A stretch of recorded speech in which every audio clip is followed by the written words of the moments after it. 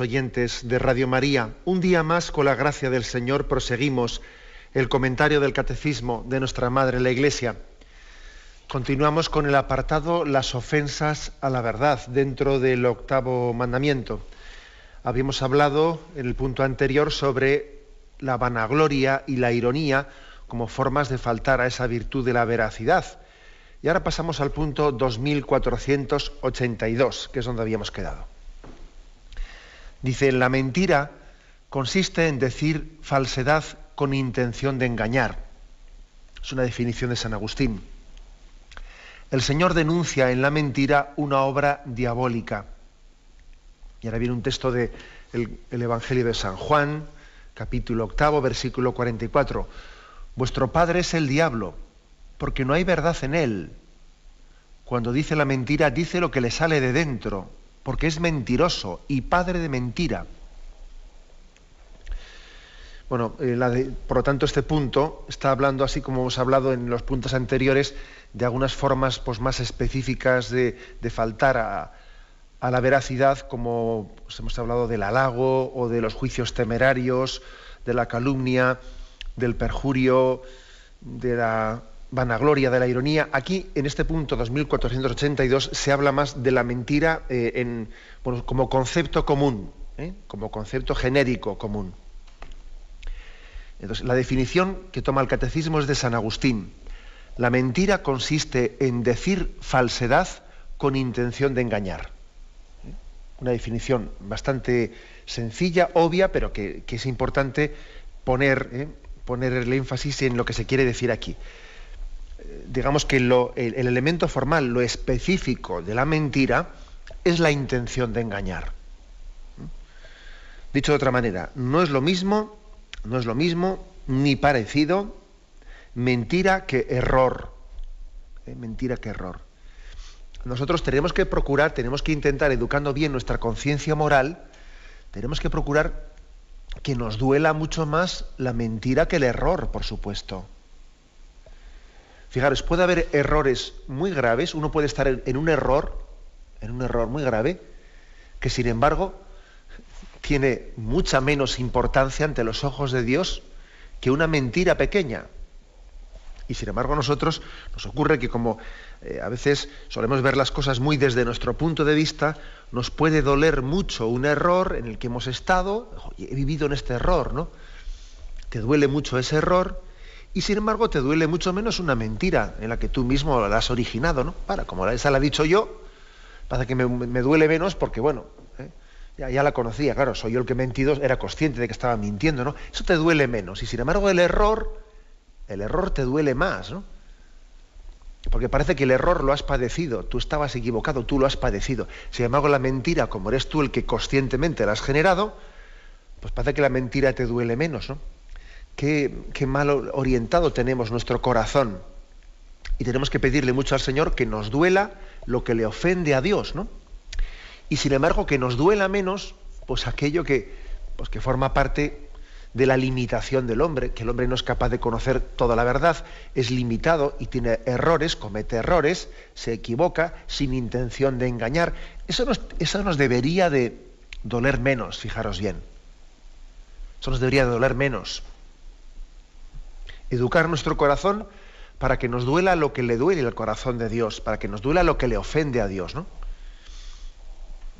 Bueno, pues esta es una buena escuela, esta definición que hace aquí San Agustín de la mentira. Es decir, falsedad, pero con intención de engañar. Otro comentario importante es la diferencia esencial, sustancial que existe, ¿no?, entre la ley de Dios y la ley de los hombres. Hay una diferencia sustancial. Hemos oído todos muchas veces esa frase que dice el desconocimiento de la ley no exime de su cumplimiento. Claro, en las leyes civiles es así. Tú no vayas diciendo, oiga, yo no he pagado impuestos porque es que no sabía que había que pagar Hacienda.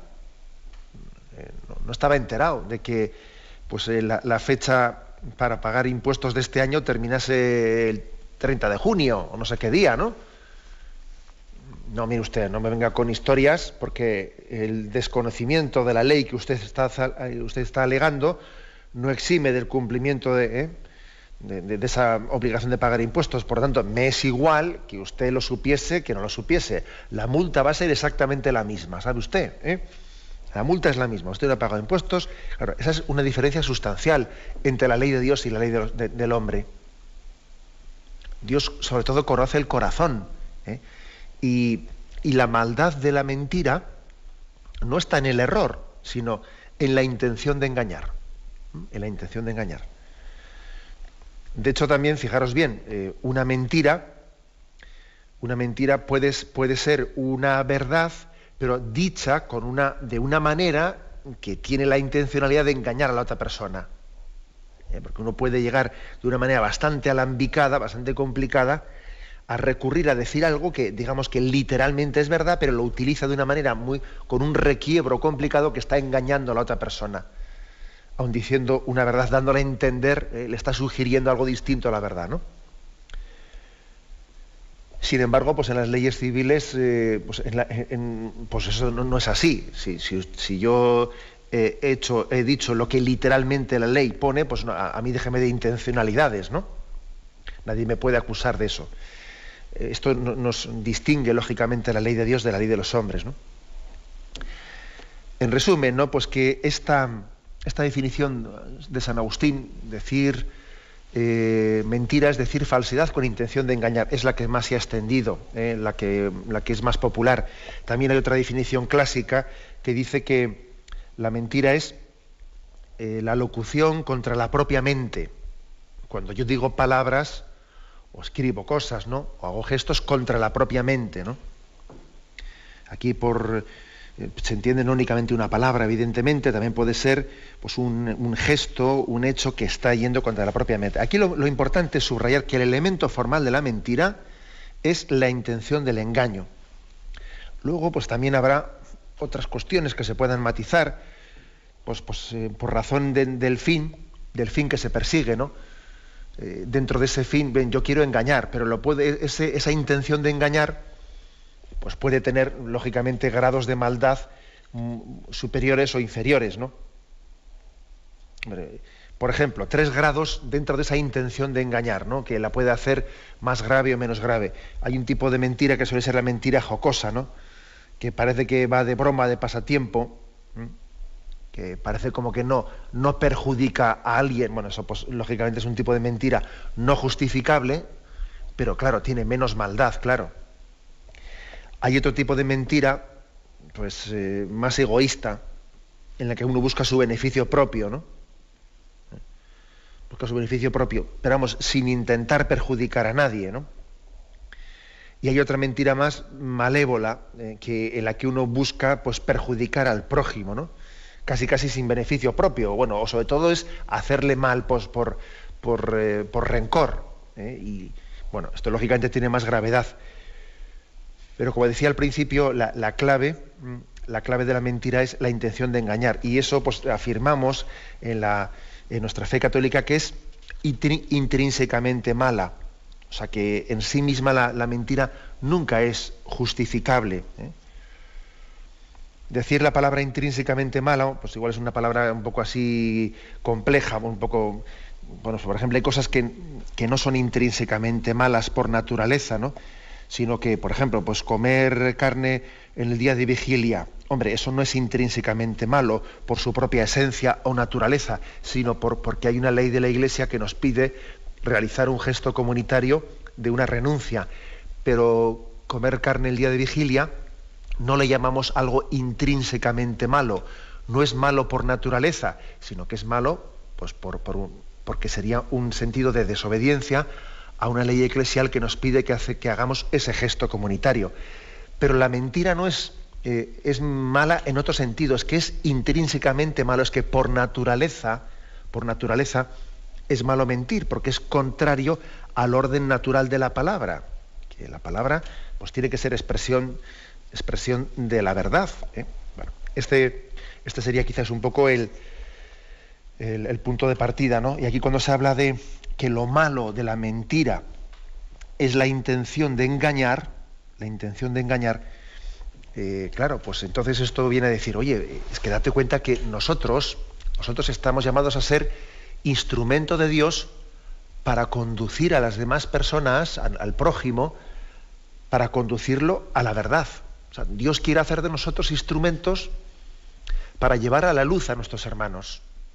Claro, entonces el que miente con intención de engañar, madre mía, pues claro, está haciendo lo contrario de lo que Dios espera de él. Que en vez de que lleves a tu hermano a buen puerto, pues le estás llevando a tu hermano en dirección contraria, ¿no? En vez de llevarle a Dios, que es la verdad, pues le estás confundiendo. Nosotros estamos llamados a ser transparentes, transparentes, es lo que Dios espera de nosotros, que aquellas personas que se encuentren con nosotros les pongamos en el camino de la verdad, ¿no? Por eso, ¿no? Por eso hay aquí un llamamiento a que seamos hijos de verdad, ¿no? Comentario del punto 2482.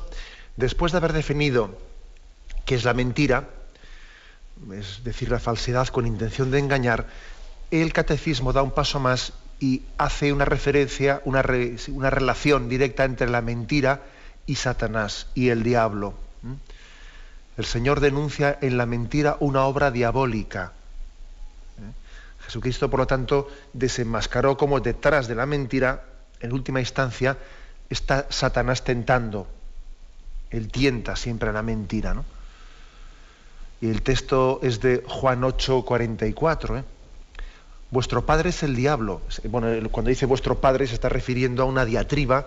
Él estaba discutiendo frente a los fariseos que no aceptaban su palabra, y les dice, ¿no? Vuestro padre es el diablo, porque no hay verdad en él. Cuando dice la mentira, dice lo que le sale de dentro, porque es mentiroso y padre de la mentira. Es decir, está Jesucristo de una manera muy fuerte denunciando que nosotros podemos llegar a ser instrumentos de Satanás cuando entramos en el juego de la mentira. Y cuando en la mentira pretendemos engañar, en realidad estamos siendo engañados por el mentiroso, que es Satanás.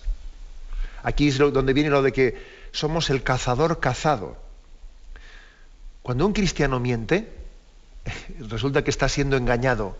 Él cree que engaña y está siendo engañado por el engañador, que es Satanás. Esto sería bueno, esto se podría aplicar a muchos pecados, por no decir que a todos.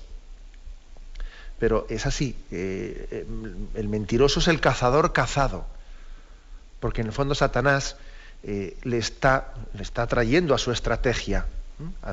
Él se piensa que es él el que la desarrolla, cuando resulta que es un instrumento de una estrategia de Satanás. Bien, pues alguna reflexión a este respecto. ¿Por qué define la Sagrada Escritura a Satanás como el príncipe de la mentira, al mismo tiempo que el padre de la mentira, ¿no? Al mismo tiempo que a Jesucristo se le define como camino, verdad y vida? Son la antítesis, ¿no?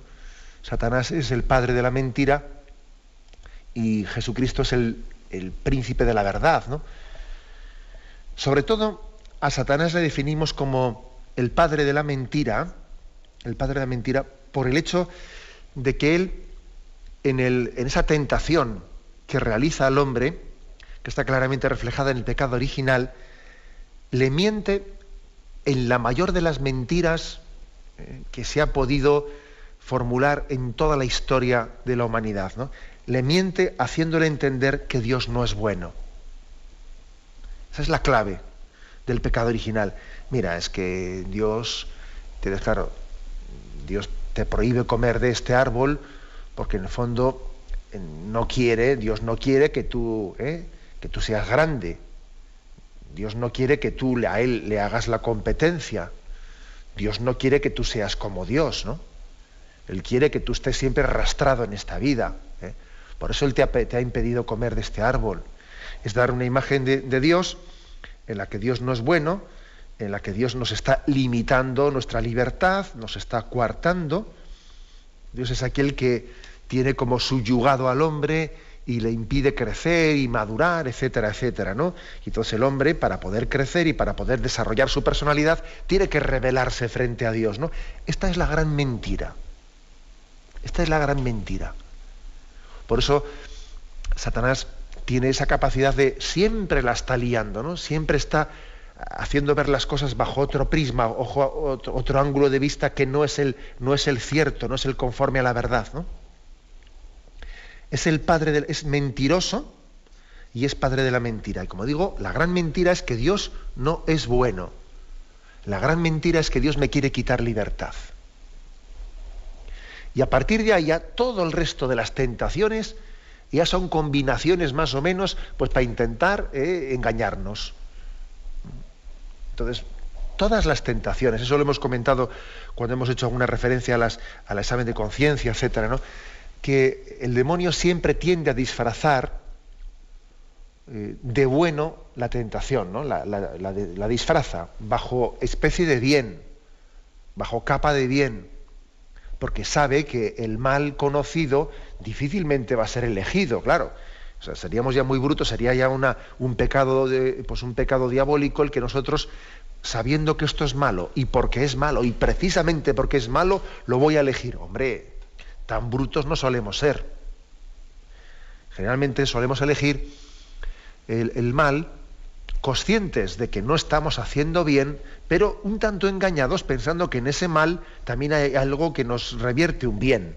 La cosa suele ser así más o menos, ¿no? Tampoco es que no tengamos ninguna conciencia de nada, porque entonces no sería pecado, ¿no? Pero sí que suele haber una especie de, somos conscientes de que no estamos haciendo bien, pero también tenemos un cierto engaño, de como que ese mal que estamos eligiendo nos va a revertir cosas buenas, ¿no? Detrás del pecado siempre hay una mentira en la que nosotros hemos tenido una cierta complicidad con ella. Entonces esa estrategia de Satanás pues tiene muchas formas de desarrollarse. El demonio siempre disfraza el mal de bien, para que caigamos más fácilmente. Pues por ejemplo, pues la cobardía él tiende a disfrazarla de prudencia. Es que hay que ser prudente, es que tal. Bueno, si eres un cobarde. Y la sensualidad, el dejarnos arrastrar, ¿no?, por nuestras pasiones, pues bueno, pues lo viene a disfrazar de que hay que ser naturales, y estamos en un tiempo en el que ya hemos superado pues esas visiones represoras y represivas de la sexualidad y tal, ¿no? Y la pereza, pues la disfrazamos de la tranquilidad y el necesario descanso, no hay que violentarse demasiado, etcétera, ¿no? Y una vida pues disoluta, pues es que hay que vivir esta vida, son 2 días, hay que vivir alegre y tal y cual, ¿no? Y la desobediencia y el orgullo pues se disfraza de que es que hay que defender la propia dignidad, hay que tener autoestima, etcétera. Es decir, todas las tentaciones son presentadas con un engaño. Satanás es el padre de la mentira. Por eso, fijaros, para vencer las tentaciones nosotros solemos pensar que la clave está en la fuerza de voluntad. Este suele ser nuestro pensamiento. La clave de que no somos santos es de que tenemos una voluntad bastante débil, y entonces como tengo una voluntad bastante débil, fácilmente caigo. Bueno, por supuesto que es importante pedirle al Señor que fortalezca con su gracia nuestra voluntad débil, eso es verdad, ¿no? Pero más importante que eso todavía, más importante es que el Señor nos permita desenmascarar la mentira que se esconde detrás de las tentaciones. Desenmascararla. Y decir, ya está Satanás queriendo engañarme. O sea, desenmascarar la mentira. Porque cuando la mentira queda desenmascarada, es mucho más fácil tener fuerza de voluntad para afrontar esa lucha. Sin embargo, cuando la mentira está un tanto ahí, es mucho más fácil caer en ella. La fuerza de voluntad, la poca o mucha que tengamos, la fuerza de voluntad cunde mucho más cuando está claro cuál es el enemigo a batir. Sin embargo, si la poca fuerza de voluntad que tenemos se dispersa porque no me queda claro esto o lo otro, entonces cunde mucho menos, ¿no? Entonces, este aspecto es importante, Pedir al Señor la gracia la gracia de que apliquemos toda nuestra fuerza, toda nuestra energía en el conocimiento de la verdad y en desenmascarar la mentira. Por eso es importante, fijaros bien, el examen de conciencia. Y a veces solemos dedicar muy poquito tiempo a él. Si yo mis pecados los conozco perfectamente, si no necesito, según voy al confesionario, no necesito, de camino me sobran los segundos, me conozco perfectamente. No te creas, no lo des tan por supuesto, eso de que conoces todo perfectamente. Puede haber, sí, conoces tus pecados, pero ¿de qué manera estás siendo engañado en ellos? ¿De qué manera la mentira no te impide, no te está impidiendo conocer un poco la estrategia del enemigo? Posiblemente desconozcas bastante. Es importante dedicar más tiempo al examen de conciencia para desenmascarar estrategias. Para que uno diga, fíjate cómo suelo ser yo engañado de esta manera y de la otra, ¿no? Y cómo me hago cómplice de esas falsedades.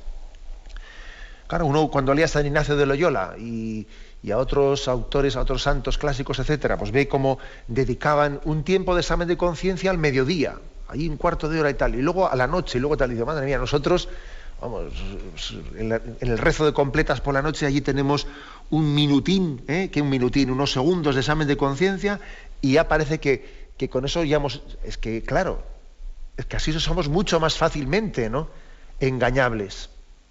Mucho más fácilmente, ¿no? Frente a la estrategia de la mentira hay que hacer examen de conciencia, que es poner luz, poner presencia de Dios en nuestra vida. Pedir la luz del Espíritu Santo para desenmascarar los engaños, ¿no? Esto es muy importante, ¿eh? Muy importante. Y no creerse que yo conozco perfectamente la historia de mi vida y que el único problema que tengo es que tengo debilidad de voluntad. Que que aparte de la debilidad de voluntad hay otros aspectos muy importantes, ¿no? Muy importante es que es la importancia de que Dios nos permita conocernos como Él nos conoce. Conocer la verdad desde su perspectiva, desde la luz del Espíritu Santo. Pedir esa gracia, ¿no? Es algo importantísimo en esa lucha en ese camino hacia la santidad que el Señor quiere trazar en nuestra vida. Escuchan el programa Catecismo de la Iglesia Católica con Monseñor José Ignacio Munilla. Continuamos en esta edición del Catecismo, pasamos al punto 2483 y dice: la mentira es la ofensa más directa contra la verdad. Mentir es hablar u obrar contra la verdad para inducir a error al que tiene el derecho de conocerla. Lesionando la relación del hombre con la verdad y con el prójimo, la mentira ofende el vínculo fundamental del hombre y de su palabra con el Señor. Bueno, ya hemos hablado de cuál es la definición de la mentira. Quizás esta primera parte del punto estaba explicada ya en la intervención anterior, y también la responsabilidad que tenemos, aquí se subraya la responsabilidad que yo tengo hacia el prójimo, ¿no? Porque yo puedo estar induciendo a error o conduciendo a alguien a la verdad, a Dios, ¿no? Es casi lo contrario de lo que se espera de mi apostolado, que yo conduzca a mi hermano a la verdad. Y mentir es lo contrario a hacer apostolado, claro. Quiero subrayar aquí en este punto lo siguiente, ¿no? Aquí habla de lesionar, o sea, que la mentira supone que yo estoy con mi palabra, con mi actitud, lesionando la relación del hombre, dice, con la propia verdad, con el prójimo y en última instancia con Dios, ¿no? Vamos a intentar decir alguna palabra sobre esto, ¿no?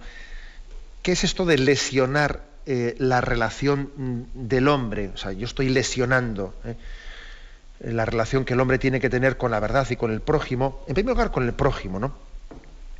En el fondo hay dos formas de entender qué es el ser humano.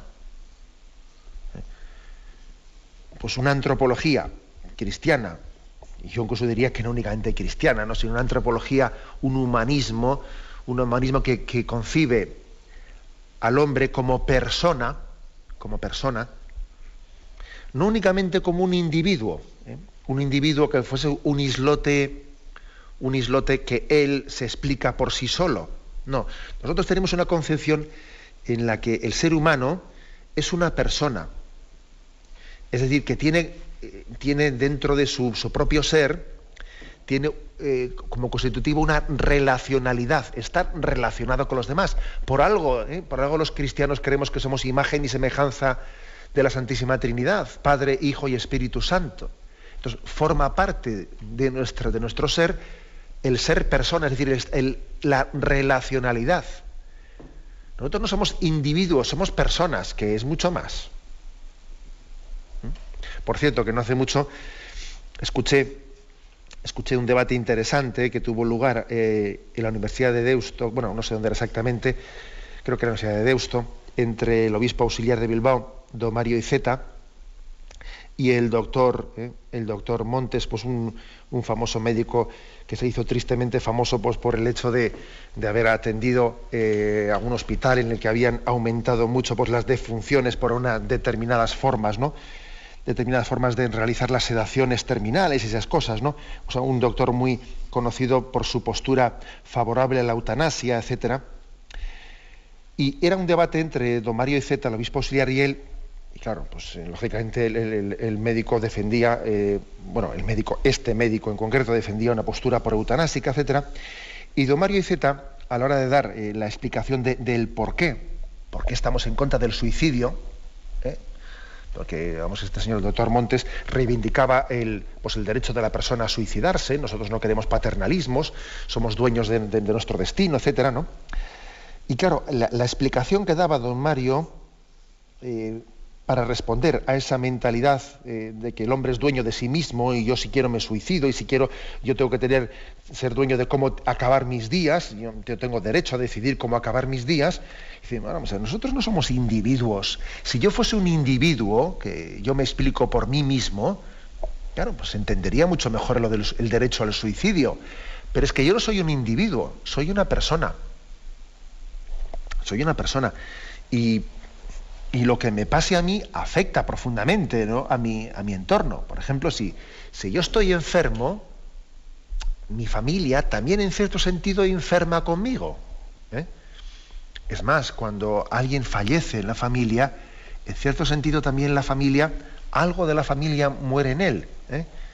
Y cuando alguien se suicida, pues también existe un cierto suicidio en la familia. O sea, es imposible que mi decisión sea, yo decido por mí mismo. No, mire usted, vamos a ser serios. Yo no puedo, ¿no?, en mi vida tomar opciones sin que afecten a las demás, porque soy persona, porque está dentro de mi ser el tener una relacionalidad con los demás. Es un planteamiento totalmente egocéntrico, ¿no? Egocéntrico, ególatra, el decir yo con mi vida hago lo que quiero, pero bueno, eso es un individualismo, ¿no? Bueno, pues este ejemplo que lo he puesto así, para que nos demos cuenta qué consecuencias tienen los puntos de partida de la concepción de la existencia. Después de ello se derivan muchas cosas concretas. Por ejemplo, pues la concepción de suicidio sí o suicidio no. Y por ejemplo, ¿no?, volvemos al tema en el que estamos.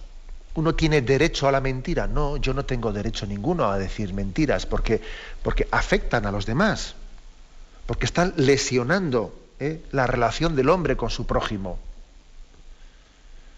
Pues el hombre tiene derecho a esperar del hombre una comunicación en la verdad. Es más, para eso estamos, para eso hemos sido creados. Estamos constitutivamente pues llamados a conocer la verdad y a darnos a conocer mutuamente unos a otros la verdad, ¿no? Entonces, si yo introduzco la mentira en las relaciones personales, las estoy corrompiendo. Eso ya comienza a no ser relaciones personales, comienza a ser relaciones antipersonales. Antipersonales, no estoy minando aquello que forma parte de mi ser. Fijaros que vuelvo a leer el punto 2483, lesionando la relación del hombre con la verdad y con el prójimo. O sea, que por lo tanto la mentira lesiona la relación del hombre con el hombre. Y también, fijaros, dice, lesiona la verdad del hombre con la verdad. Porque ahora ya no hablo únicamente del prójimo, ahora hablo de una verdad objetiva. O sea, que existe una naturaleza. También, igual que que ha hablado de que tenemos que comprendernos a nosotros mismos no como individuos, sino como personas, también hay que decir que la persona, el concepto de persona, no podemos desvincularlo de la naturaleza. La persona está en la naturaleza humana, en la naturaleza de las cosas.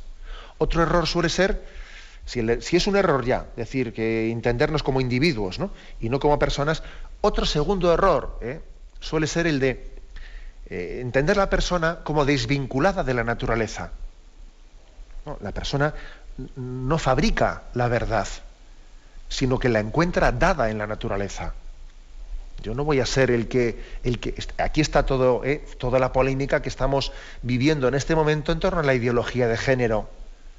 La ideología de género lo que viene a decir es que no hay verdad en la naturaleza, en la concepción antropológica del hombre, no hay verdad en que el hombre sea por naturaleza hombre o mujer, etcétera. No hay verdad en eso. Solo soy yo, ¿no?, el que fabrico la verdad a mi medida.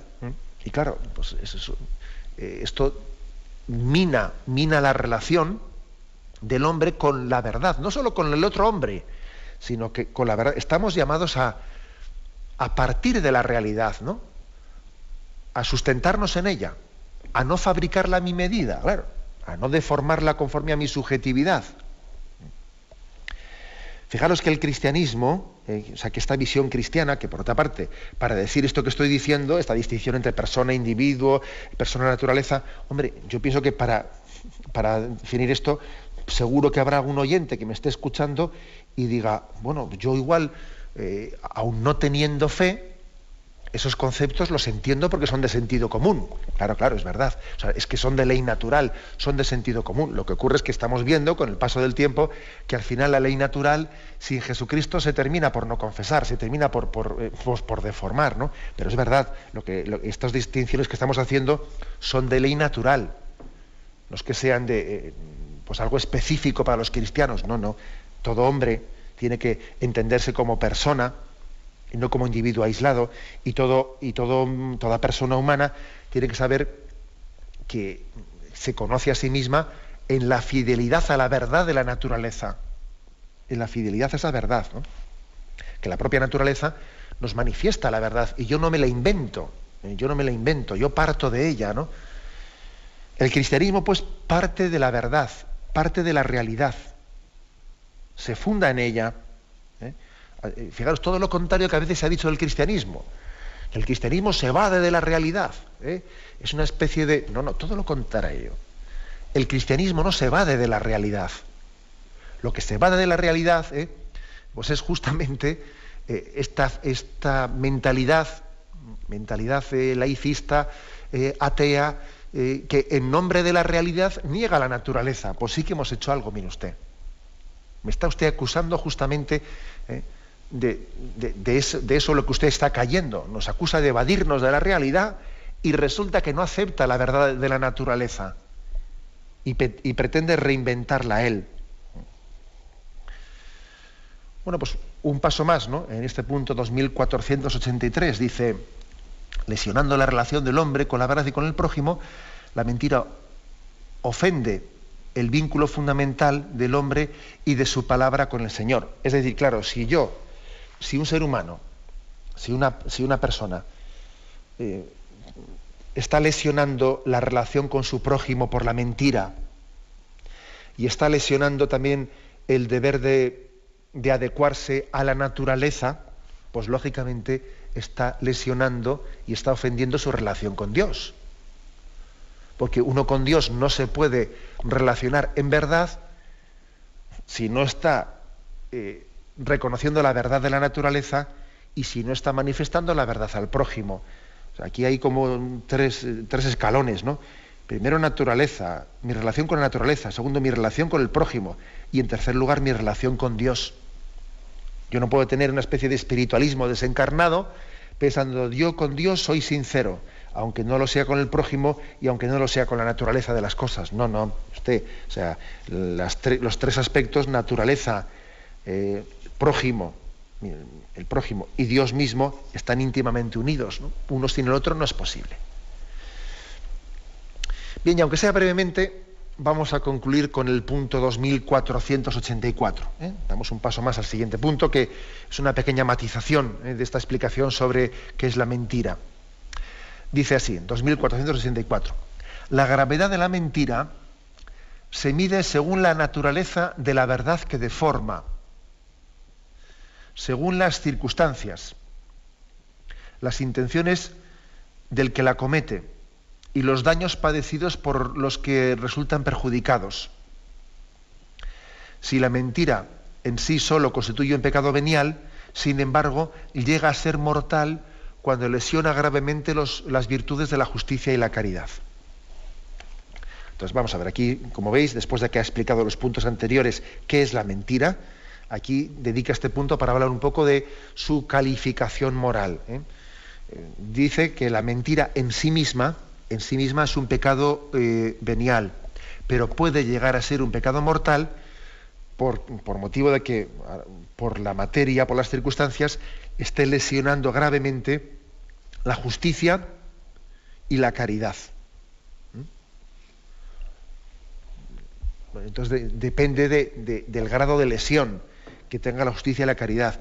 Pues como os podéis imaginar, no es lo mismo pues una mentira que está introducida pues en un contexto de cierta broma y de cierta jocosidad, que no tiene una intencionalidad de hacerle daño a una persona, no es lo mismo ese grado de mentira que unas calumnias gravísimas que se levantan contra otra persona para obtener yo determinadas ventajas y para quitarle a ese de ese puesto, levanto una calumnia para que ese puesto sea para mí. Hombre, eso son cosas muy graves, ¿no? Entonces, es un poco de sentido común, que la mentira en sí misma es un pecado venial, pero que puede llegar a ser un pecado mortal por razón de la lesión de la justicia y la caridad. Digamos, ¿qué matices, se pueden, qué es lo que le puede hacer que una mentira sea un pecado mortal, o sea más grave o menos grave? Aquí este punto especifica lo siguiente. Primero, según la naturaleza de la cosa misma, es decir, que no es lo mismo una mentira en una materia insignificante en una materia importante. Según la naturaleza de la mentira, según la cosa que está deformando. Que sea una pequeña, igual que el robo, pues no es lo mismo robar pues 1 euro que 1000 euros, pues no es lo mismo. O sea que también la mentira puede ser más grave, menos grave, según la materia. Si la materia es una pequeña tontería, es una cosa más grave. Sin decir con eso que no haya que dar importancia a las cosas pequeñas. Como también todos entendemos que robar 1 euro es robar, y que mentir en una cosa pequeña es mentir. Sin quitarle importancia, por lo tanto, algo por el hecho de que sea pequeño. Bueno, por lo tanto, primera, la mentira, su gravedad, está calificada primero por la materia, si es una materia de más peso o menos peso. En segundo lugar, dice, según las circunstancias. Claro que puede haber muchas circunstancias que cambien las cosas, ¿no? Porque puede haber circunstancias en las que alguien, sin que con esto que voy a decir pretenda dar la imagen de que se justifica nunca, pero puede haber circunstancias en las que una persona está bastante presionada, ¿no? Y entonces recurre a la mentira para salir y escaparse, y hace mal, pero digamos que, pues por ejemplo, una mujer una madre de familia, que ve que tiene un esposo complicado, etcétera, y entonces en un momento determinado, para evitar una bronca en casa, recurre a una mentira para intentar poner paz y no montar un lío. Bueno, pues ¿hace bien mintiendo? No hace bien mintiendo, pero es evidente que las circunstancias en las que tiene lugar esa mentira, pues hombre, son unas circunstancias que no tienen una gravedad. Eso es difícil entender que sea un pecado mortal, pues una mentira en la que la intencionalidad de esa mujer, la circunstancia en la que se ha producido es una presión muy grande que ha tenido ella, y evitando pues una bronca y tal, ha recurrido a una mentira para salir del apuro, ¿no? O sea, las circunstancias y las intenciones pues califican moralmente en un sentido u otro, ¿no? Circunstancias, dice, intención, sobre todo la intención es lo que más califica, lo que más termina calificando la gravedad, o no la gravedad, ¿no? Y dice los daños padecidos. Claro, no es lo mismo que que una mentira provoque un daño grave en una persona o que prácticamente no provoque ningún daño. El caso que he puesto antes de la calumnia, claro, la calumnia es una de las mentiras más gordas porque está provocando un grave daño en una persona. Entre todas las mentiras, posiblemente la calumnia sea la más grave, porque puede llegar a tener un daño hasta irreparable en las personas, porque sabemos que las calumnias luego vete a repararla, y por mucho que tú hagas un intento, ya se ha difundido a unos niveles que vas a ver tú después cómo reparas el mal hecho. Bien, todas estas circunstancias, es decir, si la materia misma es pequeña o es grande, si la circunstancia es una o es otra, si la intención y si los daños que yo produzco son graves o son poca cosa, hace que la mentira pues, pueda llegar a ser pues, un pecado venial o un pecado mortal.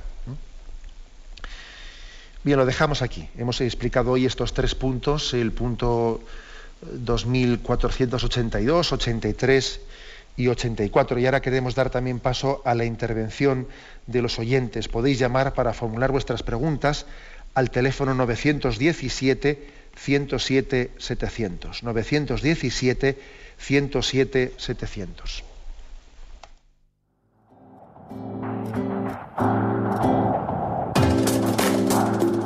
Estos voluntarios que dan su tiempo generosamente en el día a día. Un cordial saludo a todos los oyentes de Radio María. Un día más, con la gracia del Señor, proseguimos el comentario del Catecismo de nuestra Madre la Iglesia.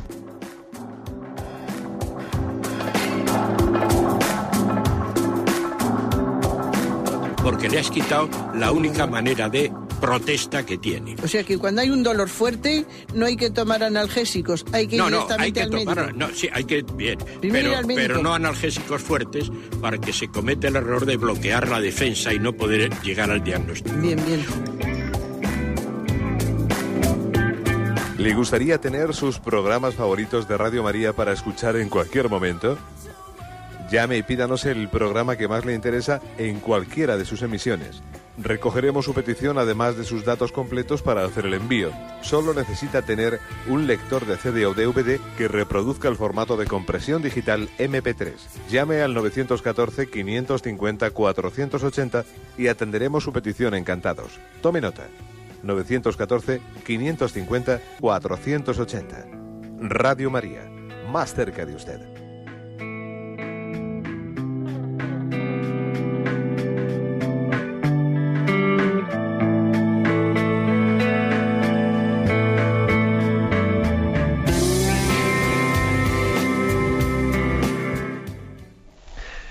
Sí, buenos días, ¿con quién hablamos?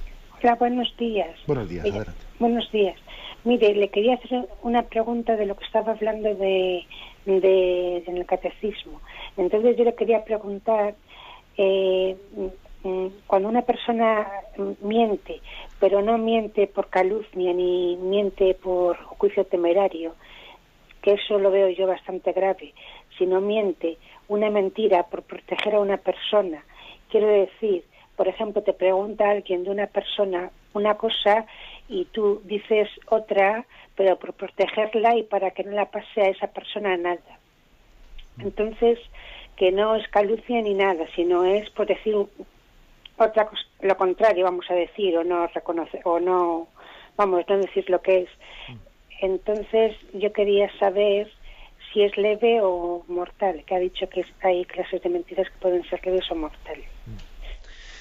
Pues hombre, evidentemente el caso que pone el oyente pues es un caso de mentira, de pecado venial. Es difícil que una mentira que está dicha con la intencionalidad de proteger, etcétera, pues sea un pecado grave, sea un pecado mortal. Es muy raro.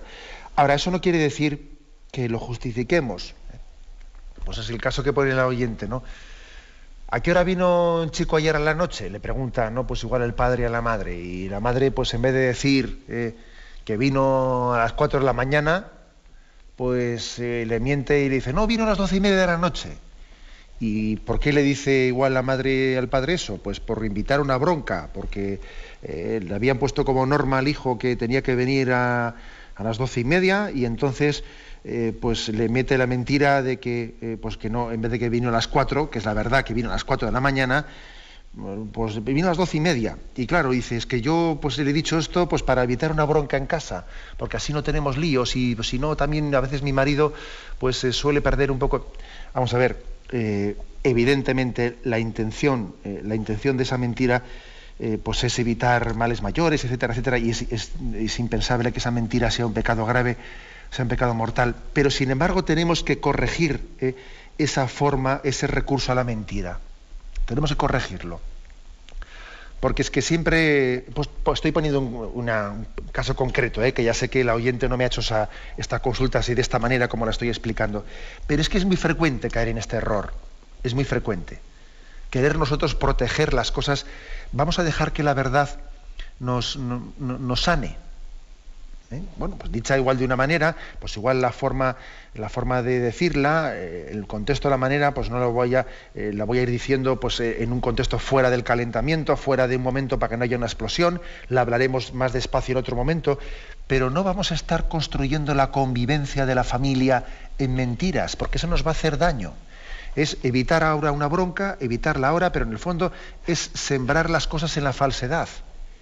Y claro, pues si el otro ha cogido la costumbre de venir a las 4 de la mañana, luego, tarde o temprano, el otro lo va a saber, se va a montar una bronca, se va a perder la confianza dentro del matrimonio, va a ocurrir esto, va a ocurrir lo más allá. Y luego además, claro, pues no estamos haciendo un proyecto común de familia y de educación con los hijos, y parece que cada uno tenemos nuestra estrategia aparte, y a río revuelto ganancia de etcétera, etcétera, ¿no? Al final, la mentira parece un atajo para evitar un problema. Pero sin embargo nos acaba causando más problemas. O sea, este es también el consejo que le diría. Adelante, vamos a pasar a un siguiente oyente. Buenos días. ¿Soy yo? Sí, adelante, le escuchamos. Buenos días. Sí. Mire, era para preguntarle, cuando Monseñor Camino hizo unas manifestaciones en la televisión que en relación al aborto, de un médico que si practicaba un aborto y salía aborto, pues era excomulgado, pero si no resultaba abortado el feto, pues que no lo era. Entonces era para ver si me lo podía explicar, ¿vale? Sí. Gracias. Bueno, sí, lo que la oyente pregunta es que, bueno, digamos, el Código de Derecho Canónico, pues en el que se regula un poco la normativa de la Iglesia, claro, es que una excomunión, pues es un tema muy serio que tiene que estar jurídicamente muy acotado. Entonces, digamos que el derecho canónico que habla del pecado, o sea, de la pena de excomunión, mejor dicho, de la pena de excomunión a quien haya practicado directamente un aborto, dice que para que la pena sea aplicable explícitamente de excomunión, pues hace falta que haya habido no únicamente un intento, o sea, es decir, que sea un pecado que se haya cometido, que no haya sido únicamente en una intentona, sino que haya sido cometido. Esto no quiere decir que desde el punto de vista moral, no tenga plena culpabilidad aquel que de hecho tenía toda la intencionalidad. Pero es que démonos cuenta que una pena de excomunión es algo un poco distinto, del grado de culpabilidad que yo tengo delante de Dios. Por ejemplo, si alguien, imaginémonos una cosa, que alguien se haga una prueba de la amniocentesis para ver si viene bien el feto. Y dice, como venga mal, aborto. Y luego resulta pues que le han dado el resultado y no tiene ningún problema y sigue adelante con el embarazo. Esa persona ha pecado gravemente, porque aunque no haya cometido ese aborto, tenía una intencionalidad de que si tenía algún tipo de problema, pues en esa prueba de la amniocentesis iba a abortar. Luego tiene una culpabilidad moral grave, y tendrá que pedir perdón a Dios por la intencionalidad que tenía de acabar con su hijo, si tenía algún problema. Ahora bien, ¿eso tiene pena de excomunión? No, pues no la tiene. No la tiene no porque sea un pecado menos grave, no, sino porque es que entended que una pena canónica tiene que estar haciendo referencia a un acto no de intencionalidad, sino a un hecho concreto. O sea, una pena de excomunión no se suele atribuir a a una intencionalidad. Quedas excomulgado porque has tenido la intención de... No, las excomuniones no se refieren a las intenciones, sino a los hechos. Por eso hay una diferencia entre lo que es pecado grave y a qué se le aplica la pena de excomunión. Adelante, damos paso a una siguiente llamada. Buenos días. Sí, buenos días. Buenos días, sí, le escuchamos. Adelante. Llamo desde Madrid, soy Isabel. Ante todo, agradecer esta dedicación diaria a la explicación del catecismo tan preciosa. Yo quería concretamente hablar sobre un tema que se habló ayer, que no pude intervenir. Concretamente algo muy concreto, que es la ironía. Habló de la ironía. Sí. Me pareció precioso porque nunca lo había oído desde la postura del catecismo. Nunca pensé que el catecismo iba a hablar sobre ello. Lo conozco desde la psicología. Entonces me pareció precioso, como un complemento a lo que yo conocía, y me gustaría ahondar un poquito más sobre el tema, porque además vi luego en el catecismo, cuando lo leí, que dedica muy poquito, solo una frase a la ironía, pero usted hizo una explicación preciosa, y me gustaría ampliarlo y saber desde dónde puedo encontrar información sobre este aspecto desde la moral, desde nuestra fe católica. Ya. Bueno, pues la verdad es que no sería yo capaz de darle bibliografía, porque digamos que las explicaciones, igual que yo me permito dar aquí a partir del texto del catecismo, pues son cosas que se me ocurren, con así algunas pequeñas referencias a una cita de un santo, etcétera, y a partir de ahí pues uno va construyendo un pequeño discurso. Pero bueno, si tengo por ahí, si investigando, pues descubro algún tipo de bibliografía que hable, yo creo que la ironía, claro, es un tema tan concreto y tan específico que dudo que exista, igual, vamos a ver, lo descubrimos, pero dudo que exista alguna publicación, digamos, de orientación moral cristiana específicamente sobre la ironía. Me imagino que se hablará de ello en algunos tratados que hablen sobre la veracidad, etcétera, etcétera, pero bueno, digamos que si tengo alguna noticia de alguna bibliografía, ya la diremos en el programa. Aunque sea muy brevemente, en última llamada, buenos días. Buenos días, soy yo, sí. Señor, y le llamo desde Granada. Adelante. Le doy las gracias por todo el bien que me están haciendo, pero esta mañana me siento muy mal, porque yo había confesado de que estaba totalmente, diariamente, desde que me levanto mintiendo hasta que me acuesto. Y entonces me estoy sintiendo muy mal. Yo lo había confesado ya varias veces por mi mentira, porque es que estoy mintiendo, todo lo que hago casi diariamente es mentir. Mentí para mí que yo estaba haciéndolo bien, porque estaba evitando unos problemas familiares que hay entre la familia, mi madre, mi marido, mis hermanos. Todo para evitar a mi madre que sufra, que ya es mayor, y todo el día me dicen una cosa, yo le digo a mi madre lo contrario, mentí. Mi marido ha estado arriba, ha estado con tu madre, ha estado con... No, ha ido a visitar a unos enfermos que tengo que visitar, familiares míos. No he ido porque, mire usted, me siento de más, monseñor. Ahora mismo estoy fatal porque digo, Dios mío, si estoy todo el día mintiendo, yo creyendo que voy a evitar, a veces ya digo la verdad, pero como le hiere tanto y tan mal se me ponen cuando digo la verdad, pues yo nada más que hago mentir. Pues mire, una palabrita perdone que le cortemos porque tenemos el tiempo cumplido. Como solemos decir en más de una ocasión, hable usted con un director espiritual y también consúltele un poco, abra su corazón de una manera más concreta. ¿Qué ocurre? Que a veces cuando nos hemos hecho pues un hábito, ¿no? Nos hemos formulado pues para salir de una maraña, de un entramado familiar complicado, cuando uno ha recorrido una mentira, esta mentira me obliga a la siguiente me obliga a la siguiente me obliga, o sea, claro, porque uno mismo se ha creado todo un entramado. Salir de eso no es fácil. Y habrá que hacerlo con una delicadeza, porque si no podemos llegar a montar una guerra mundial una vez que hemos ido concatenando, ¿no?, un montón de mentiras. Pero yo sí que creo que es importante ir sanando eso. Igual usted también necesita que alguien le dé, le ayude a decir por dónde empezamos, con qué delicadeza, sería mejor esto, sería mejor lo otro. Ahora, no se angustie, tenga usted paz, no se angustie, confíe en Dios, que Él que es la verdad y la vida, y está dentro de usted, si no usted no tendría este deseo de conocer la verdad. Él le ayudará a salir de esa especie de maraña y de entramado. Rezamos por usted. Me despido con la bendición de Dios Todopoderoso, Padre, Hijo y Espíritu Santo. Alabado sea Jesucristo.